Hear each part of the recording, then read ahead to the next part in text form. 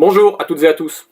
Bon, vous en avez l'habitude maintenant, si je me retrouve à nouveau face caméra, c'est qu'il a dû s'en passer de belle.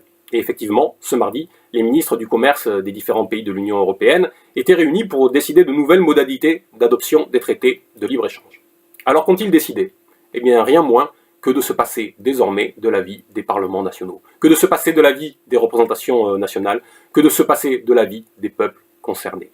Alors quel est le motif invoqué? Toujours le même, il faudrait aller vite, il faudrait simplifier et faciliter les choses, comme si la démocratie était une perte de temps. Tout cela est grotesque.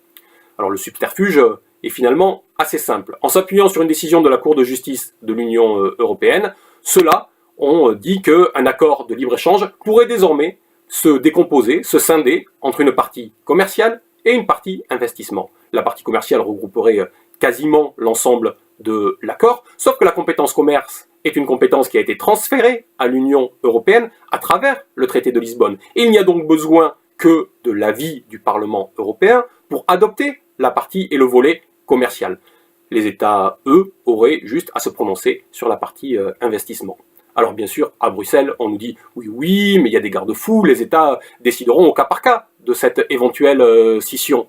Oui, mais c'est oublier que les représentants de ces États et de ces gouvernements ne sont rien d'autre que les émissaires coloniaux de la politique bruxelloise et de ces grandes multinationales qui agissent dans notre dos et contre l'intérêt des peuples.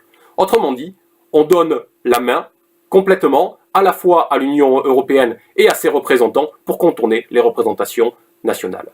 Remarquons que c'était déjà le cas avec le CETA, qui est entré en vigueur le 21 septembre dernier, le 21 septembre 2017, quand bien même il n'a pas été adopté par l'Assemblée nationale française. Il a été adopté uniquement par le Parlement européen et il s'applique pourtant déjà à plus de 90% de son contenu. Et quand bien même l'Assemblée nationale, qui devrait être logiquement sollicitée à l'automne prochain sur le CETA, rejetterait ce traité, eh bien, malgré tout, les conditions du CETA continueraient à s'appliquer pendant 3 ans, comme l'a confirmé en début d'année le commissaire européen Pierre Moscovici. Le même Pierre Moscovici qui, ce matin, devant l'Assemblée nationale française, confirmait le fait que les parlements nationaux, comme je vous l'indiquais il y a un instant, n'auront désormais plus à se prononcer sur l'essentiel des accords de libre-échange qui pourraient être passés.